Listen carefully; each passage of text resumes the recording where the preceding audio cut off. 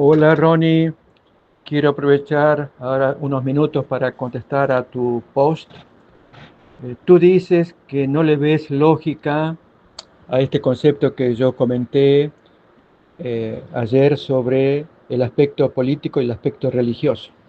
Yo te cuento que no es una idea mía, ¿no? El espíritu de profecía también lo trae.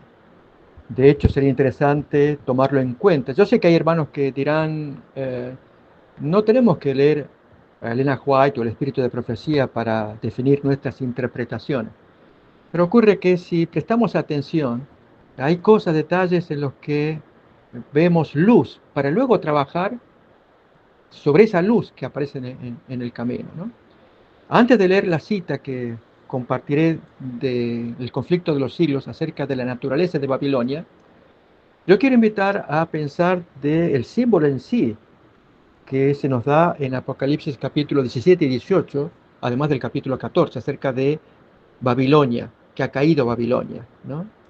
Y que primero representa a una mujer, y la mujer claramente es símbolo de una esposa, la esposa de Cristo. El Apocalipsis habla de dos mujeres, la del capítulo 12, una mujer virtuosa, pura, que representa a la pura esposa de Cristo, y nosotros luego, al dar el significado de los símbolos, decimos que es la iglesia del Señor o el pueblo de Dios a lo largo de los siglos, ¿sí? Tanto en el Antiguo Testamento, simbolizado allí con las 12 estrellas, las 12 tribus del Antiguo Testamento, como los 12 apóstoles en el Nuevo Testamento. Es el pueblo de Dios, ¿sí? Y que luego ese pueblo de Dios va a dar a luz el Hijo, ¿sí? Que regirá a las naciones con vara de hierro. Lógicamente no creemos que sea la Virgen María. Pero entonces lo que importa es que en el capítulo 12 se nos habla de una mujer pura. Ya para eso ya habíamos comentado el texto de Segunda de Corintios capítulo 11, versículo 2, cuando el apóstol Pablo menciona a los corintios que fueron presentados por Pablo como una virgen pura a Cristo, pero me temo que vuestros sentidos sean extraviados como lo fue el caso de Eva. Entonces, ellos son presentados como una virgen pura, la esposa de Cristo. ¿Quién? La iglesia de los Corintios, ¿sí? Pero cuando hablamos de la otra mujer, la ramera, y uno dice que no representa, bueno, es lo que estoy leyendo del texto que tú pones, Ronnie, que no representa a la iglesia católica.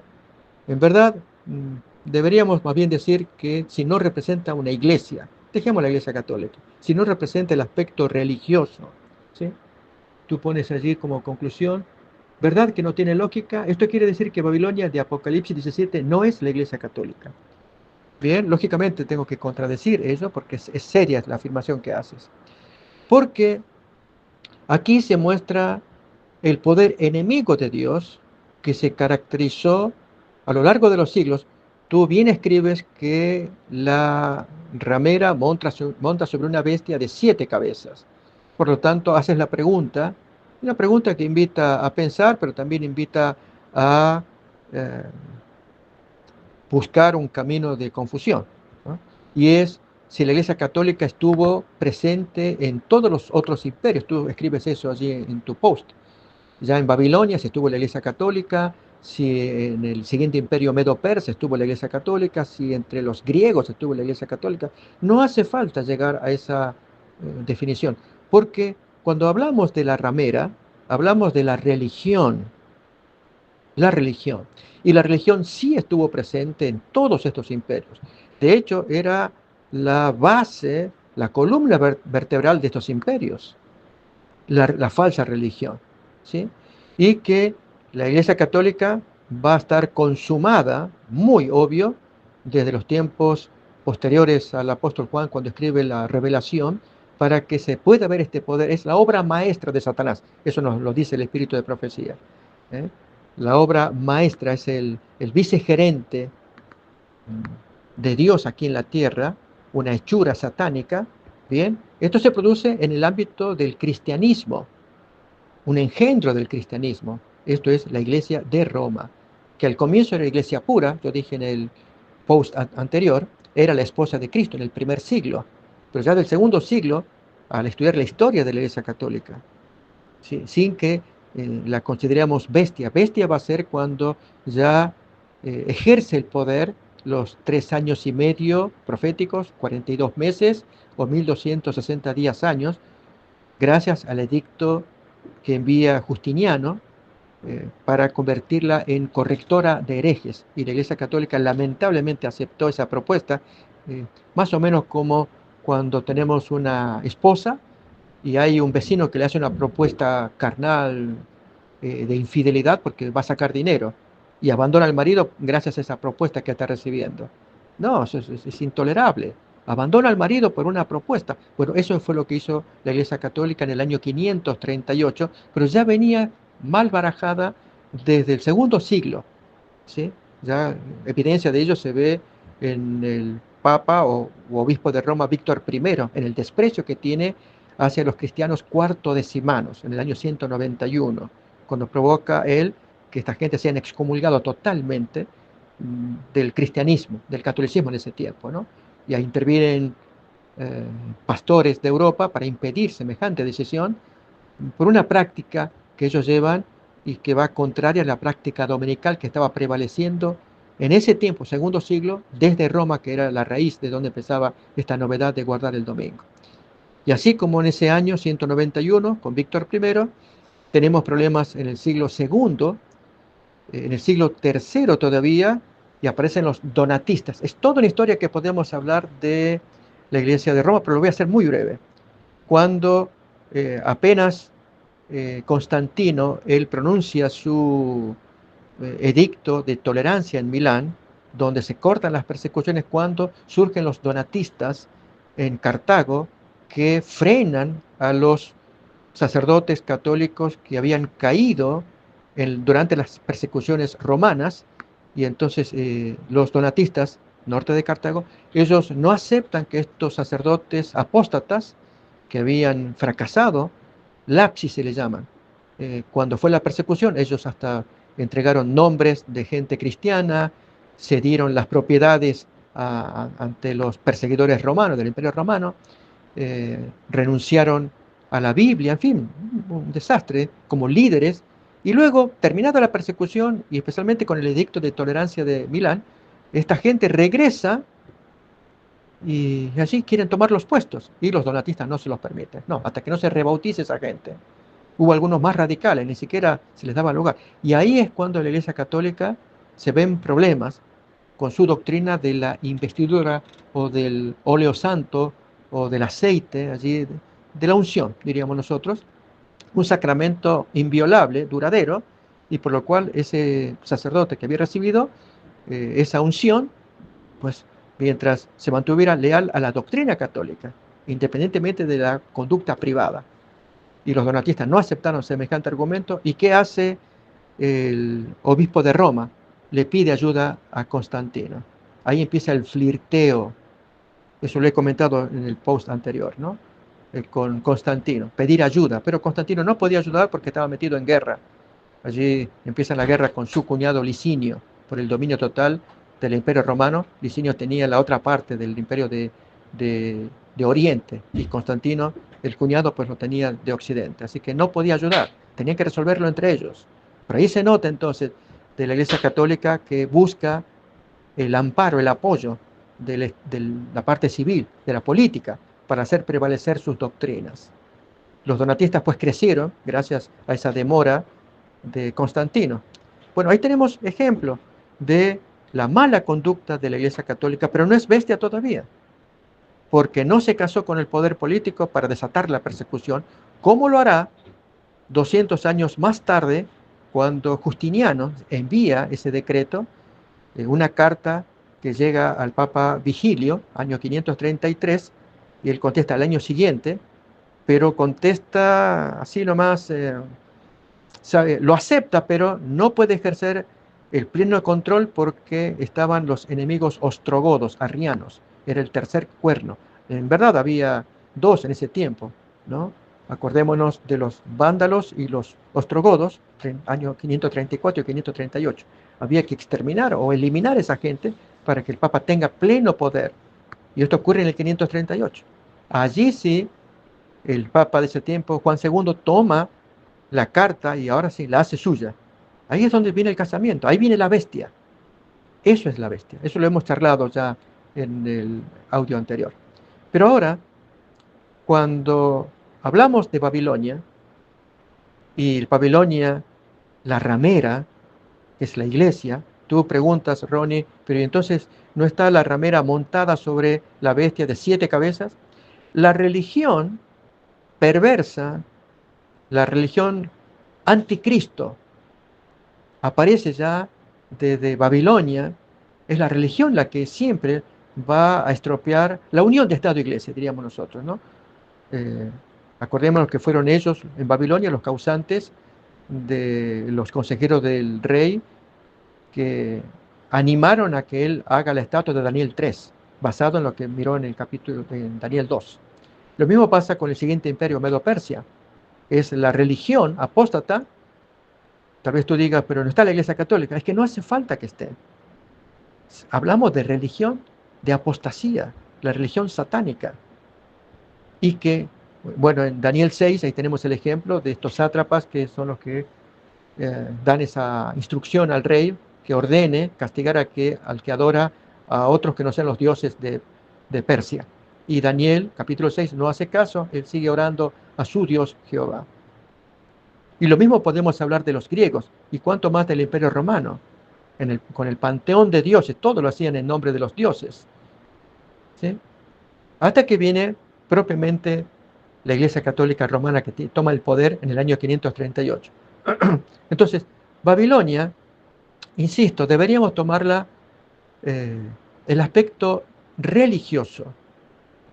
Y la bestia va a representar el aspecto político, como son las cabezas propiamente, que estamos de acuerdo, las 7 cabezas, cada una de ellas, Babilonia, Medo-Persia, luego Grecia, después Roma pagana, luego la Roma papal, y luego las otras 2 que le quedan, Estados Unidos es la imagen de la bestia. ¿Sí? O en todas ellas hay un común denominador, un veneno, se llama religión de apostasía. Y entonces, cuando ocurre eso, incluso tú también en el post haces la pregunta, eh, dice, voy a leerlo, otro punto que no tiene lógica es que la primera caída de Babilonia, expresado en el mensaje del segundo ángel y Apocalipsis 18, es una caída espiritual, una caída moral. Yo efectivamente hablé de ello. Pero ¿acaso la Iglesia Católica no ha caído espiritualmente desde hacía mucho tiempo? El tema es, obviamente había caído desde el tiempo de las cruzadas o antes de la Inquisición, antes, desde el tiempo que acepta el maridaje con el gobierno político. Pero lo que importa ahora es que para que se quede muy claro ante todos, es que Babilonia ha caído porque es una familia. Yo dije la Iglesia Católica, pero ¿acaso no tiene maridos los reyes de la tierra, el furor de su fornicación? Si yo avanzo con este tema del ardor de la fornicación, voy a entrar en un tema en que puedo causar eh, disgusto al buen gusto de hermanos que dicen, no entremos en el terreno sexual de personas que tienen un ardor sexual. Solamente traigo como ejemplo el caso de la ninfómana de Berlín, año 2003. Es un caso conocido, uno lo puede buscar en Wikipedia, en Internet. Una mujer que ardía con tener sexo con desconocidos. Ella estuvo presa, se escapó. Está en la noticia, uno lo puede mirar, ¿no? Uno de los últimos encuentros que ella tuvo antes de que la vuelvan a tomar presa otra vez. Era que el cliente no aguantó más y tuvo que saltar, después de 36 horas de actividad, saltar por el balcón. No aguantaba, la mujer estaba enferma de sexo. ¿Sí? Bueno, eso se llama ninfómana. Ese es el caso de Babilonia, la ramera, que arde en sexo, o sea, que arde en tener encuentros con los políticos. Eso es la familia, esos son los maridos. Entonces, cuando hablamos de Babilonia, hablemos de una familia. Esta mujer que tiene sus muchos maridos, con los concordatos que ella, los reyes de la tierra le llaman. Luego tiene los alcahuetes, que son los magnates, los que se enriquecen con los tesoros de ella. Los grandes de la tierra, enumerará Apocalipsis 18. Y luego tiene más familia, que son las hijas, prostitutas. Todo ello es Babilonia. Al punto que podemos hablar de una familia. ¿sí? Mencioné maridos, alcahuetes, hijas, bueno, e incluso vecinos que andan mirando y ella les invita a acompañarla en, en las fiestas, en los paris, ¿eh? En las fiestitas, allí vienen, porque ella distribuye vino. Y ahí vienen los vecinos, y, qué linda que está la señora, wow, qué guapa que está. Y hace una fiestita acá, no, yo voy, porque sirve vino gratis. Bueno, el texto dice que ella dio de beber del vino del furor de su fornicación a todas las naciones. Así que, ¿qué es Babilonia? Abarca todo ello. La raíz es la religión corrompida que arruina todo el mundo. Cuando tenemos un concepto más amplio de lo que es Babilonia, nos puede ayudar a entender mejor el símbolo. Sigo leyendo más. Tú escribes, la Iglesia Católica todavía no ha caído espiritualmente después de todas las herejías que ha creado con las doctrinas de la adoración de la Virgen María, de los santos, todo lo demás que ha hecho. Por supuesto, claro que estamos de acuerdo en que es un instrumento de perdición, pero cuando hablamos de que ha caído, Elena White menciona esto en el conflicto de los siglos, es en el tiempo en que todo el mundo está caído junto con Babilonia. O sea, ella logró arrastrar a todos. Ese es el momento en que ha caído y especialmente será cuando se implante la marca de la bestia. Tú preguntas, porque si la ramera fuera exclusivamente la Iglesia Católica, entonces tendríamos que creer que cuando la ramera estaba sobre la cabeza de los medos y persas, era la Iglesia Católica. Bueno, ya expliqué. En todas las cabezas hubo la religión satánica, perversa, distorsionada. Y a eso se refiere el aspecto, yo dije religioso, de la ramera. Representa el aspecto religioso. ¿Sí? Todo gobierno en los días antiguos tenía su aspecto religioso. La consulta con los hechiceros, incluso hasta en tiempos modernos, aún en este país todavía. Se hablaba de la esposa del presidente Reagan, que ella iba a consultar al horóscopo, que el hechicero y cuánta cosa. Así que es grave este tema cuando uno piensa hasta dónde avanza la religión falsa. Entonces, tú luego preguntas, entonces, ¿qué es Babilonia? Bueno, entonces ahí es donde podemos dejar que también el espíritu de profecía nos lo diga. En un momentito más lo vamos a leer. Dice, esta ha existido desde hace mucho tiempo atrás. Eso es correcto. La religión falsa ha existido desde que el símbolo lo aplicamos, o sea, desde Babilonia y aún antes. Pensemos en el tiempo de los asirios, cuando allí eh, se enfrenta Sennacherib cuando quiere tomar Jerusalén y manda al Rabsaces. ¿Acaso los dioses te van a salvar? Los dioses de los otros pueblos los salvaron. O sea, el tema de los dioses está a flor de piel permanentemente en los gobiernos de la antigüedad. ¿Sí? Luego tú mencionas que Babilonia como sinónimo con el rey del sur. Ahí sí vamos a tener un problema. Babilonia más tiene que ver con el reino del norte que el reino del sur. Porque lógicamente tú tienes allí una interpretación respecto de la caída de Babilonia, que es la caída de todo el sistema secular materialista, etcétera, y entonces que el reino del sur cae. Recordemos que Babilonia los hace caer a todos. Eso es, Babilonia ha caído. Y entonces voy a leer la cita del conflicto de los siglos en el capítulo 22, una amonestación rechazada, ¿no? Que de paso, recordemos que lo que he presentado no se basa en lo que dice Elena White, he citado los textos bíblicos. Por si algún hermano dice que no avanzamos nada, sino solamente dependemos de Elena White. No, no necesitamos depender. Si estudiamos fielmente la palabra, allí encontramos las salidas, las soluciones. Pero entonces Elena White va a confirmar estas cosas que estamos escuchando. Dice, al rechazar, página 431 del conflicto de los siglos, al rechazar la amonestación del primer ángel, rechazaron los medios que Dios había provisto para su redención. Despreciaron al mensajero misericordioso que habría enmendado los males que los separaban de Dios, y con mayor ardor volvieron a buscar la amistad del mundo.